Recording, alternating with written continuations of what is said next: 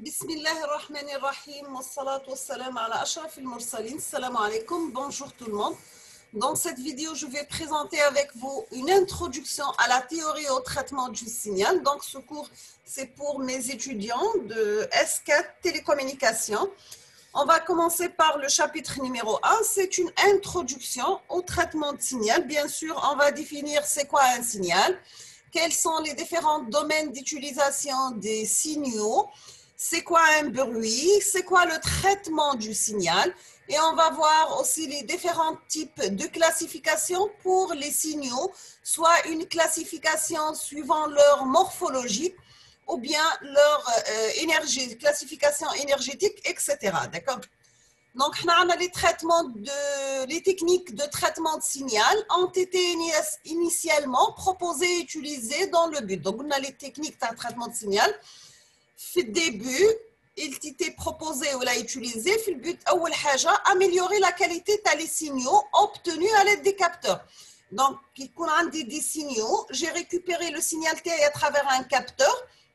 Le signal, je ne vais pas travailler avec ce signal dans son état, donc je dois l'améliorer pour faire des traitements ou la récupérer certaines informations à partir de mon signal de départ. Donc, nous avons en effet les signaux captés ou bien mesurés sont souvent entachés de bruit et de perturbations de diverses origines. Donc, toujours le signal capté à travers le capteur TI, mais couche un signal utile tout seul. Il est accompagné de bruit ou d'autres perturbations. Donc, je les aime dire ou les perturbations pour récupérer un signal pur,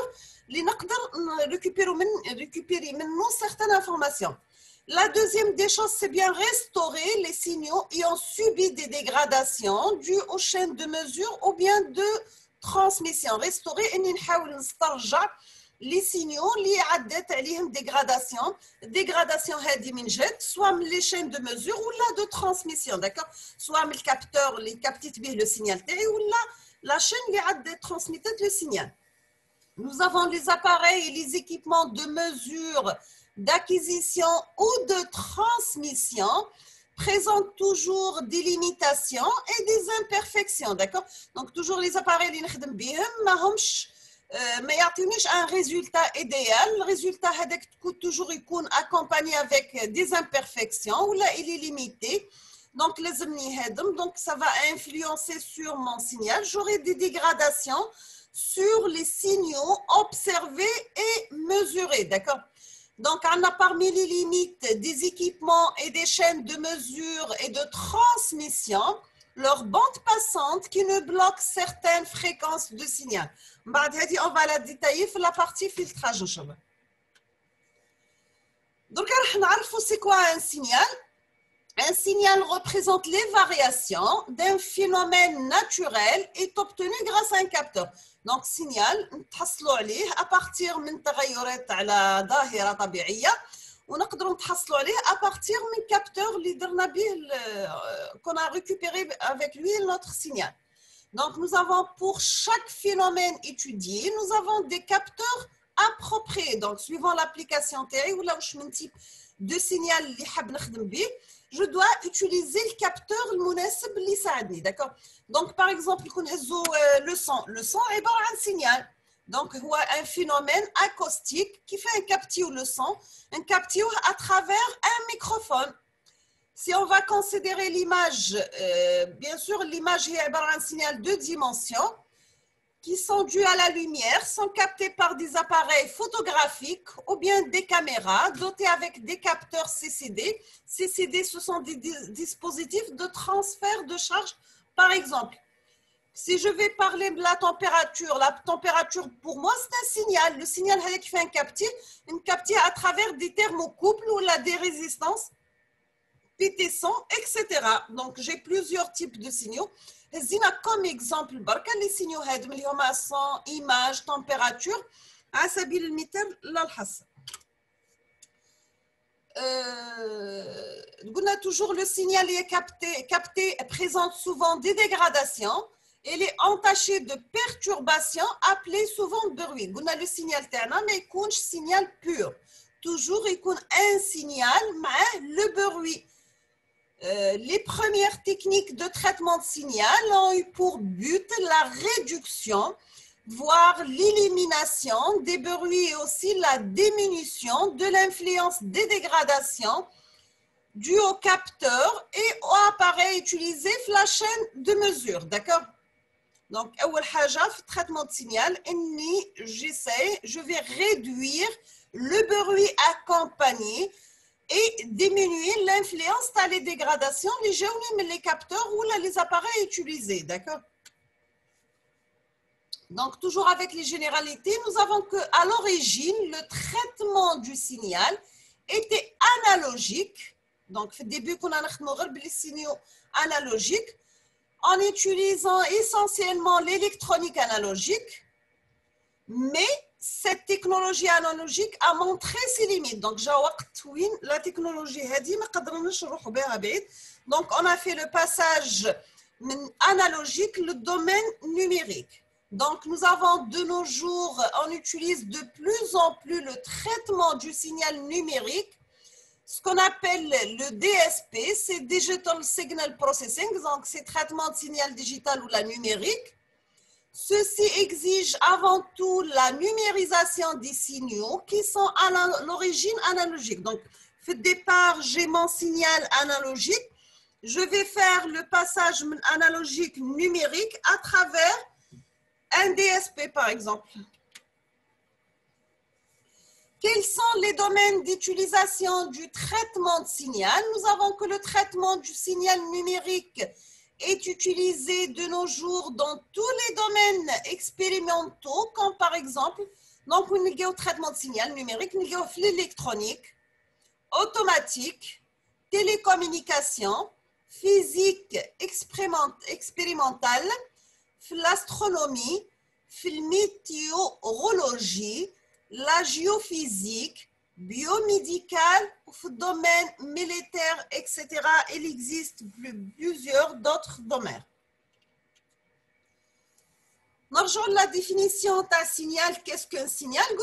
Voilà, signal est une représentation physique de l'information qui est convoyée d'une source vers un destinataire. D'accord? Donc, le signal HADA, jamais une source, on va récupérer une certaine destination. Quels sont les exemples les signaux? Un signal électrique, exemple la tension aux bornes d'une résistance. Un signal acoustique qui est la parole ou bien la musique, ou bien il peut être optique. L'optique, donc je dois récupérer mon signal sous forme de niveau de gris d'une image, ou là à l'aide de l'imagerie médicale. Toujours, nous avons que la notion de signal est liée à celle de système. D'accord? Nous avons qu'un système, c'est un appareil qu'on peut distinguer des signaux d'entrée et de sortie, soit une enceinte, téléphone ou bien modem. Toujours système T, un signal à l'entrée et je dois récupérer un signal à la sortie. D'accord? Pour la définition de la théorie du signal, donc c'est la discipline qui permet de fournir une description mathématique des signaux. D'accord? Donc la théorie du signal, une description mathématique à l'aide de formules mathématiques. D'accord? Elle reste indépendante de la nature des signaux. C'est clair? Dans le traitement de signal, on a plusieurs classifications qui sont dans le cours d'hier. Donc, on a commencé par la classification soit le signal est déterministe ou bien aléatoire. C'est quoi un signal déterministe? Voilà, les signaux déterministes sont prévisibles et modélisables analytiquement. Prévisible, donc c'est-à-dire نقدروا نشوفوهم ونقدروا نتوقعوا la forme d'un signal تاعي نقدر نعرفوا كي نقول voilà signal cosinus à peu près نعرف كيفاش signal cosinus راح يكون. Par contre, les signaux aléatoires ne sont pas prévisibles, exemple la parole, les signaux d'origine physique, d'accord? وعندي un troisième type de signaux اللي هما pseudo-aléatoires عبارة عن des signaux périodiques. La période elle est grande devant la durée d'observation, ce qu'on appelle la marée. D'accord? Donc, toujours avec la classification déterministe et aléatoire. Donc, nous avons les signaux utiles sont souvent à caractère aléatoire. La majorité des bruits sont également de type aléatoire, même s'il existe certains bruits qu'on peut qualifier comme déterministes. Exemple, qu'on résout des interférences à 50 Hz, d'accord? Il est donc difficile de classifier ce qui est un bruit et ce qui est un signal utile. Voilà, parce qu'il sera un mélange de signal utile et bruit de telle façon qu'on peut dire la classification. Donc, nous avons souvent d'une manière très simplicite, nous pouvons prétendre qu'un signal utile, c'est tout ce qu'on veut voir ou entendre, alors qu'un bruit, c'est le contraire. D'accord? Seulement ce qui est utile, d'après cette définition, pour l'un n'est pas utile pour l'autre. Exemple, le bruit de fond ou bien le bruit thermique. Les composants électroniques dus au mouvement des électrons libres, toujours qualifiés de bruit par les électroniciens. Donc, pour un électronicien, le bruit les composants électroniques, pour lui, c'est un bruit. Par contre, il est considéré comme signal utile pour un physicien qui va étudier le mouvement des électrons. D'accord? Donc, c'est ترجع لهنا الديفينيسيون تاع السينيال utile ولا البروي تختلف من تخصص إلى آخر. Donc, là, on dit le passage في classification, deuxième type de classification, on va classifier comme je le cours. Est-ce que notre signal est discret ou bien continu? Donc, on a des exemples des signaux analogiques. Donc, tu vois la figure numéro 1, c'est un signal analogique. Deuxième, c'est un signal quantifié. D'accord? Quantifié, c'est-à-dire on a fait le passage de l'amplitude continue, l'amplitude discrète. وهنا كنا في الطون كونتينيو ورجعنا في لو طون ديسكري دونك من كان انالوجيك جي ريكوبيري ان سينيال échantillonné ولهنا دونك يكون عندي l'amplitude discrète ou le temps discret je vais récupérer un signal numérique ou bien un signal digital. D'accord? Deuxième type de classification اللي راح نشوفوها في la prochaine séance inchallah. Donc عندي une classification نعيطوا لها énergétique. Une classification peut être faite à partir des notions d'énergie et de puissance d'un signal.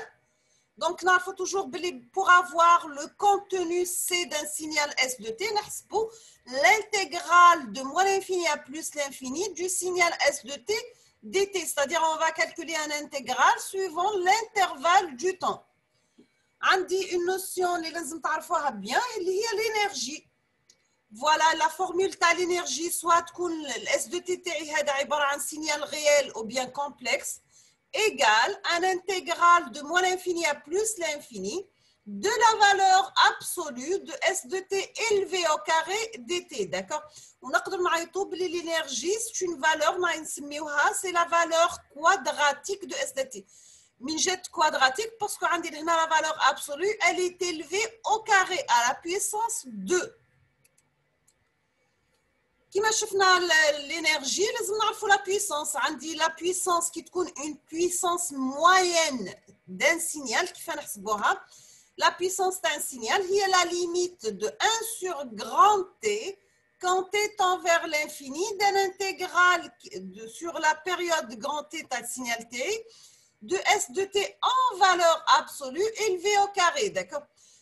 Le cas particulier qui est S de T est un signal périodique de période T, نقدر نحسب la limite ونحسب la puissance moyenne هي 1 sur grand T, un intégral sur la période de S de T élevé au carré dt. وعنا la puissance moyenne c'est la valeur quadratique moyenne de S de T. C'est clair? La classification énergétique, je peux classifier les signaux suivant l'énergie. Donc, قادرين يكونوا des signaux à énergie finie. وقتها نقول باللي voilà, j'ai un signal à énergie finie qui تكون la valeur de l'énergie, elle est comprise entre 0 et l'infini. C'est-à-dire qu'il نحسب l'intégrale يكون borné qui تكون l'énergie تاعي finie. Donc, كي نحسب la puissance راح نلقاها nulle. D'accord? Toujours les signaux à énergie finie ont une puissance nulle. Maintenant, pour les signaux à puissance moyenne finie, qui تكون عندي la puissance moyenne finie, qui نحسب l'énergie تاع signal تاعي راح نلقاها تروح للinfini. D'accord? Donc, nous avons, ce sont les signaux pour lesquels la puissance تكون comprise entre 0 et l'infini et l'énergie, elle tend vers l'infini. في الديبut dans le chapitre هذا راح نخدموا une représentation la plus naturelle d'un signal اللي هي la représentation temporelle ou la représentation في domaine temps. D'accord? Donc la représentation obtenue constitue alors un chronogramme ou bien un oscillogramme. Nous avons que les signaux physiquement réalisables sont parfois difficilement représentables. On leur associera dans ce cas un modèle mathématique plus facile à utiliser. Toujours un modèle de signal peut avoir une énergie infinie, une amplitude non bornée et être décrit par une fonction complexe du temps. Donc, la représentation, la représentation temporelle dans le domaine temps. عندي une autre représentation اللي نشوفوها ان شاء الله في الدوزيام chapitre اللي هي la représentation spectrale ou la fréquentielle. في la représentation هذه on s'intéresse la bande spectrale ou la bande passante تاع les signaux, c'est-à-dire je معناها une bande passante اللي هي la gamme des fréquences contenues في le signal. Qui نحبوا نديروا la classification suivant la fréquence, عندي 4 familles de signaux. La famille الأولى هما les signaux basse fréquence. Nous avons que les signaux basse fréquence هما la majorité des signaux utiles ou bien porteurs d'informations. نهزوا exemple les signaux audibles اللي هما entre quelques centaines de hertz et 15 kHz. Les signaux vidéo entre quelques hertz et 6 mégahertz, les signaux ECG ou bien électrocardiogramme entre 0 hertz et 100 à 200 hertz, les signaux sismiques une centaine de hertz au maximum. Donc, on a les signaux les signaux basse fréquence. Deuxième type, les signaux haute fréquence. Les signaux haute fréquence, nous avons la bande de fréquence se trouve uniquement dans les hautes fréquences.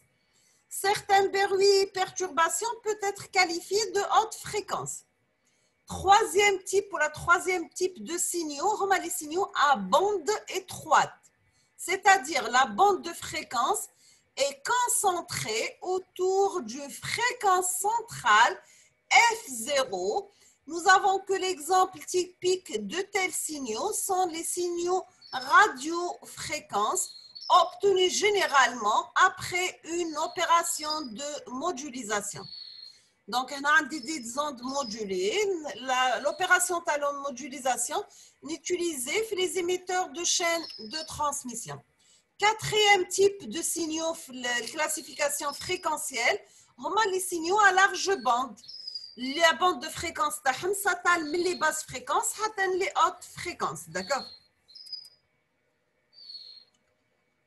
Toujours راح نشوفوا واش معناها une chaîne de transmission. Nous avons que les chaînes et les systèmes de transmission ont évolué تطوروا مع الوقت. Il existe depuis plus d'un siècle. Au début et pendant plusieurs décennies ont été utilisés les systèmes de transmission analogiques.